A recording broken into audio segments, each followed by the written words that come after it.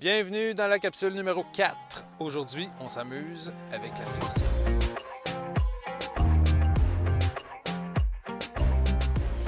Quand on fait de la finition, ce qui est important, c'est de vraiment partir de nos formes dégrossies. Puis après ça, on vient chercher vraiment nos plans, nos différents plans. Venir arrondir nos shapes, venir trouver nos angles un peu partout pour venir trouver notre forme réelle de ce qu'on veut faire.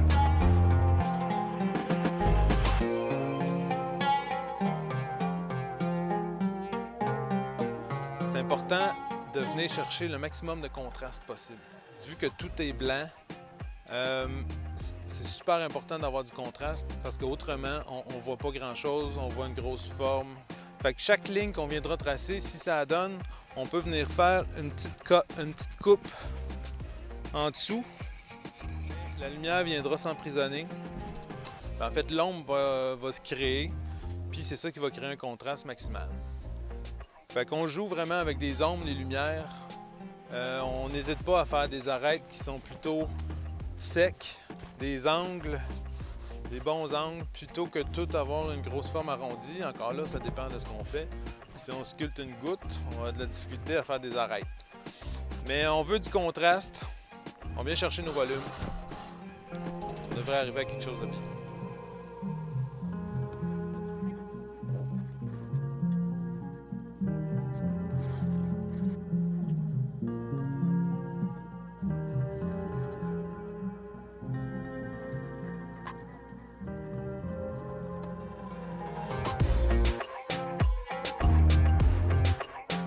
Un petit truc comme ça, quand on dégrossit, on pense qu'on a quelque chose. Quand on a la face dedans, c'est beau, mais c'est super important de prendre du recul relativement souvent.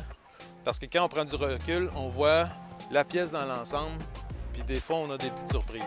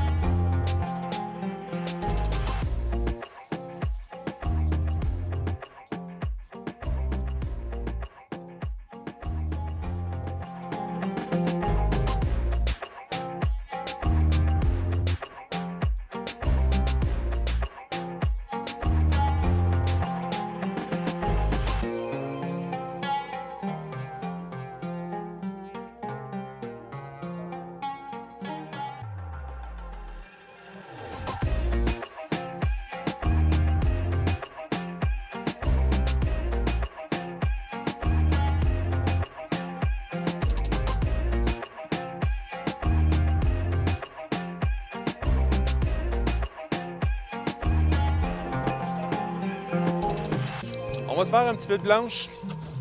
C'est un matériau qui est très pratique quand vient le temps de colmater les blocs ou les trous, les fissures, n'importe quoi. Si on a la chance de trouver de la neige collante, ben c'est parfait. Dans mon cas, là, j'ai de la petite neige qui ne colle pas du tout. Alors, on va s'en fabriquer. En fait, je prends cette neige-là, j'y ajoute un petit peu d'eau. J'essaie de la répartir. L'idée, c'est de ne pas saturer la neige. Il faut que j'en mette un petit peu. La réaction peut se faire tranquillement. Fait que c'est bien de prendre 2 minutes avant que l'eau soit répartie dans la neige. En fait, on y va graduellement. Si on pense qu'il en manque, on en rajoute un petit peu. Moi, dans mon cas, ça commence. Ça y est. La réaction chimique, j'exagère un peu, c'est fait. Et là, j'ai de la belle neige collante.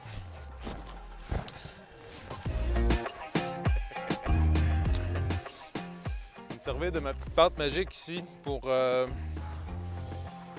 mon petit plâtre de finition. Parce que où j'ai jointé des blocs, ça paraît qu'il y a eu des joints.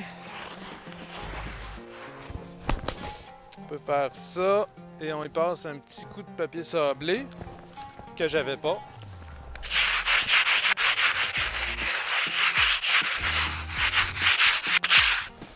Et là, on voit clairement que mon joint ici, il est parfait. Si on a fait des erreurs, puis on veut ne pas se décourager puis se remonter le moral, ben c'est très simple. Si on veut colmater n'importe où, ou juste, on peut s'en servir aussi pour faire la finition.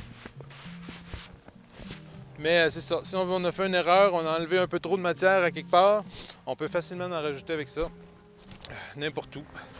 Là, par exemple, il manque un morceau.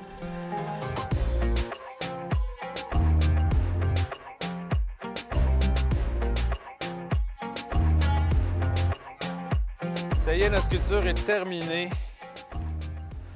J'espère que les conseils et les capsules vous auront été pratiques, mais j'espère surtout que vous aurez du plaisir à jouer dehors. Amusez-vous!